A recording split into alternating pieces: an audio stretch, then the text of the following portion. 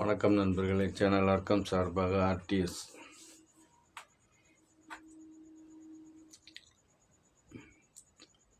இந்த மாதம் தலைவருடைய பிறந்தநாள் கொண்டாடிய மாதம் அக்டோபர் ஜனவரி 17. நம்ம வீடியோ போட்டு ஒரு மாதத்துக்கு மேலே ஆகுதுன்னு நினைக்கிறேன். இனிமேல் தொடர்ந்து வீடியோ போடணுன்னு முயற்சி பண்ணுறோம்.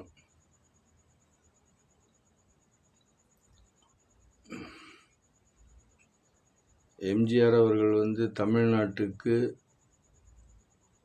கிடைத்த ஒரு கொடை. அவர்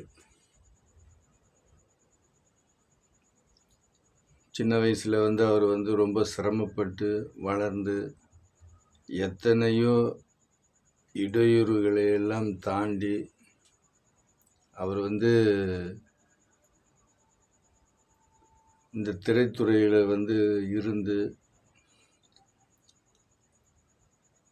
தேசியவாதியாக இருந்த அவர் திராவிட கொள்கைகள் ஈர்க்கப்பட்டு பேரறிஞர் அண்ணாவின் பால் அன்பு கொண்டு அண்ணாவின் இதயக்கனியாக தமிழகத்தில் இன்றளவும் ஹார்ட் ஆஃப் பீப்புள், இதய தெய்வம் என்று கொண்டாடப்படக்கூடிய ஒரு மாமனிதர்.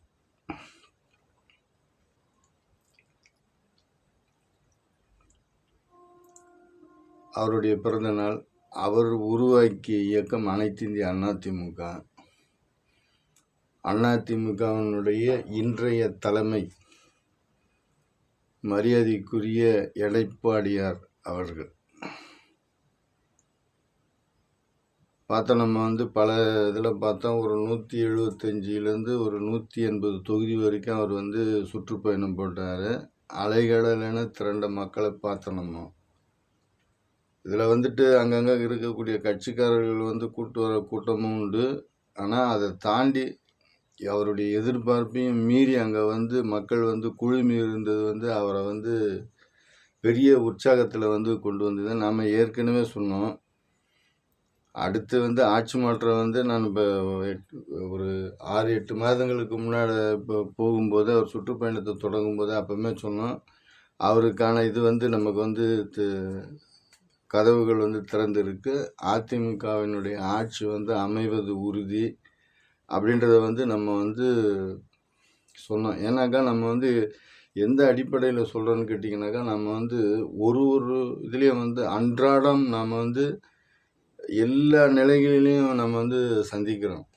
மேலேருந்து கீழே வரைக்கும் நம்ம இந்த போக்குவரத்தில் எல்லா பகுதிகள்லையும் பார்த்துட்டு இருக்கோம். நானும் மாதத்துக்கு கிட்டத்தட்ட ஒரு 5-6 முறை ஒரு குறிப்பிட்ட ஒரு தூரத்தை நம்ம கடந்து போயிட்டு வந்துட்டு இருக்கிறோம். 500 கிலோமீட்டருக்கு குறையாமல் மாதத்தில் ஒரு குறைஞ்சபட்சம் ஒரு 6-7 முறை நம்ம போயிட்டு வந்திருக்கோம். அந்த மக்களினுடைய அந்த விளிம்பு நிலையில் இருக்கக்கூடிய அந்த மக்களினுடைய நிலை அப்படின்ற ஒரு விஷயங்கள்லாம் பார்த்தோம். அது பார்த்தீங்கன்னாக்கா இப்போ நடந்துட்டு இருக்கக்கூடிய ஒரு ஆட்சி அது மக்கள் ஆட்சியாகவே இல்லைன்னு சொல்லலாம். ஒரு நாளைக்கு ஒரு திட்டங்கள், ஒரு நாளைக்கு ஒரு இது. இவங்கெல்லாம் எதுக்காகனாக்கா இது ஊழல் அப்படின்ற ஒரு இதை செய்கிறதுக்காக தொடங்கப்படக்கூடிய ஒரு திட்டம், நான் முதல்வர் திட்டம். இப்போ என்ன சொல்லியிருக்காருன்னா, இப்போ கடைசியாக உங்கள் கனவை சொல்லுங்கள்னு இருக்காரு. வேலை தேர்தல் 2 மாதம் இருக்கும்போது எப்படி இவர் நம்ம கனவை நம்ம சொல்லி உடனே இந்த 2 மாதத்தில் நிறைவேற்றிடுவாரா? அது ஒரு பக்கம். அது ரேஷன் கடை வாரியாக அங்கே இது பண்ணிவிட்டு அவங்கள கேட்டு இது பண்ணி இதெல்லாம் கரப்ஷனுக்கான அடுத்து நடக்கக்கூடிய தேர்தலில் வெற்றி பெற்றால் கரப்ஷனுக்கு இப்போவுமே அவங்ககிட்ட நீங்கள் வீடு இல்லைன்னா சொல்லுங்கள், உங்களுக்கு ஆதாரம் கொடுங்க, அதை கொடுங்க, இப்படியே இதெல்லாம் இது இவங்களுடைய அந்த மேஜிக். அதெல்லாம் மக்களிடம் இப்போ ஈடுபடாது. அந்த மாதிரியான ஒரு சில விஷயங்களெல்லாம் மொத்தத்தில் எம்ஜிஆர் இந்த இயக்கத்தை ஆரம்பிக்கும்போது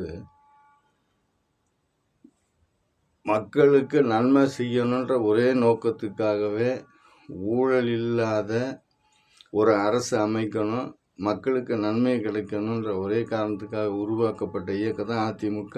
அது தொடர்ந்து அதே இதோட தான் வந்து தலைவருக்கு பின்னாடி அந்த அம்மா இருக்கும்போதும் எடப்பாடியார் இருக்கும்போதும் நடந்துட்டு இருந்தது. அதில் வந்து யாரும் வந்து எந்த ஒரு மாற்று கருத்து எதுவுமே கொள்ளவே முடியாது. ஏன்னா எல்லாமே வந்து பூசப்பட்ட கரை. எப்படி வந்து செவுத்துல வந்து முலாம் பூசுவாங்களோ அந்த மாதிரி வந்து இவங்க ஊழல் பண்ணாங்க, அதிமுகவில் ஊழல் பண்ணாங்க, அதில் ஊழல் பண்ணாங்கன்றது வந்து கருணாநிதியால் வந்து பரப்பப்பட்ட ஒரு பரப்புரை தான் அது. தான் மீது விழுந்த கரையை வந்து பிறர் மீதும் வந்து இது பண்ணுறது. எப்போதுமே வந்து திருடன் வந்து இன்னொருத்தனை பார்த்து இவன் திருடணும், அப்படி அதே கதை தான் அது. இந்த அம்மாவுடைய பொய் கேஸு இது எல்லாமே அதெல்லாம் இப்போ அதெல்லாம் மெய் கேஸ் தான். நல்ல பழுத்த அரசியல்வாதிகளுக்கு, ரெண்டாவது வந்துட்டு நாட்டில் உள்ள பத்திரிகை அன்றாடம் படிக்கிறவங்களுக்கு எல்லாமே கிளீனாக வந்து அது நல்லாவே தெரியும். அந்த மேலே சுமத்தப்பட்டது வந்து இப்போ ஒரு வீண்பழி. இந்த அம்மா கூட இப்போ வந்து அந்த அம்மா தோழியாக இருந்த துணைக்கு இருந்த அவங்க சசிகலா அம்மா வந்து இருந்தது கூட அது வந்து உண்மையிலேயே வந்து அது வந்து சட்டத்தால் வேணால் அந்த மாதிரி இருக்கலாம். ஆனால் உண்மையாக நீங்கள் வந்து அதை பார்த்தீங்கன்னாக்கா அது வந்து உண்மையிலேயே வந்து அது ஒரு பெரிய ஒரு கொடுமையான ஒரு இது.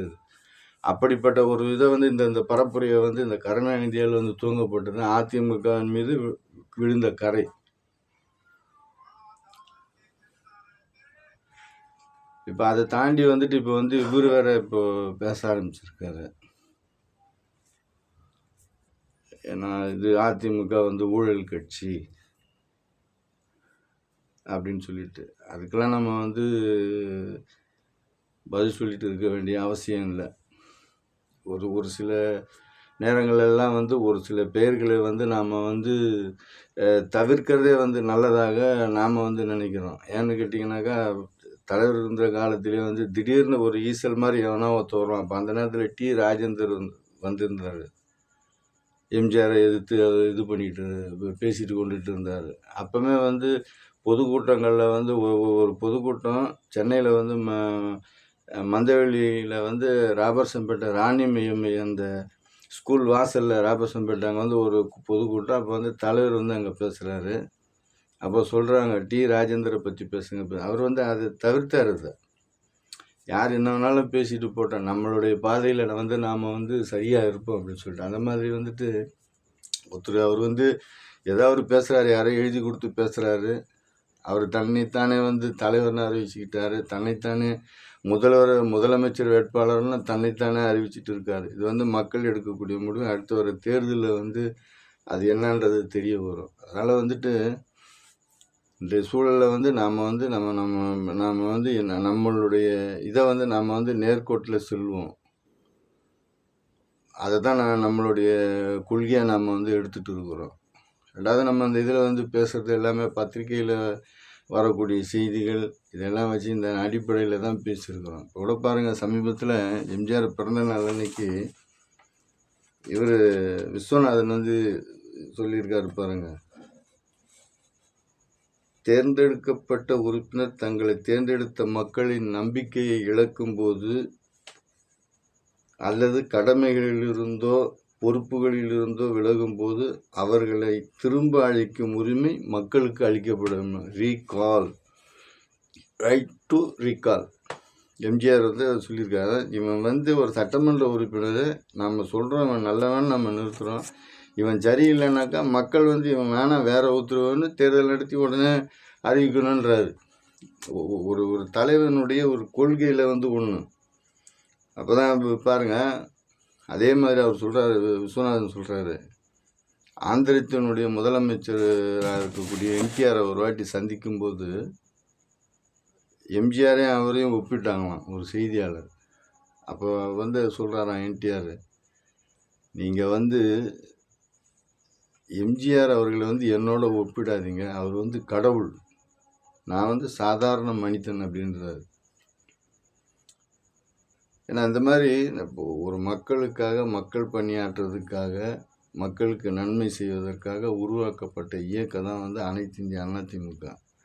அதனால் வந்து நாம் வந்துட்டு நம்மளுடைய இருக்கக்கூடிய அந்த கட்சி நிர்வாகிகள் வந்து நல்ல முறையில் செயல்பட்டு மக்கள்கிட்ட போய் ஏற்கனவே 30 ஆண்டுகள் 7 முறை ஆண்ட ஒரு இயக்கம் என்னென்ன நன்மைகள் செய்தது அப்படின்றத வந்து மக்களிடம் போய் விளக்குங்க. மாவட்ட செயலாளர்லேருந்து பகுதி செயலாளர்லேருந்து வட்ட செயலாளர்லேருந்து எந்தெந்த அமைப்பு இருக்குது, எத்தனை அமைப்பு இருக்குது.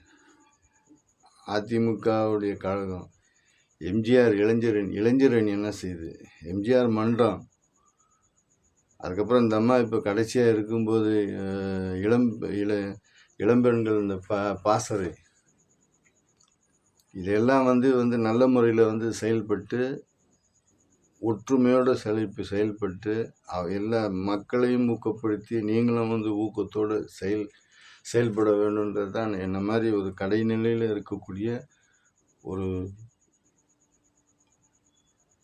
இந்த இந்த இந்த இயக்கத்தினுடைய அடிமட்ட தொண்டன் நானும். என்னுடைய வேண்டுகோள் எல்லாம் வந்து அதுதான். ஒற்றுமையோடு வந்து இருக்கிறவங்க வந்து ஒற்றுமையோடு செயல்பட்டு மேலே இருக்கிறவங்க கீழேன்னு பார்க்காம எந்தெந்த குடிசை பகுதிகள்லாம் இருக்கா அங்கெல்லாம் நேராக நுழைஞ்சி வீடு வீடாக போய் இப்போவுமே இந்த பணியை வந்து தொடக்குங்கன்னு சொல்லிட்டு எடப்பாடியாரும் சொல்லியிருக்காரு. நாம் அதை தான் வந்து இந்த காணொலி வாயிலாக சொல்ல வரோம்.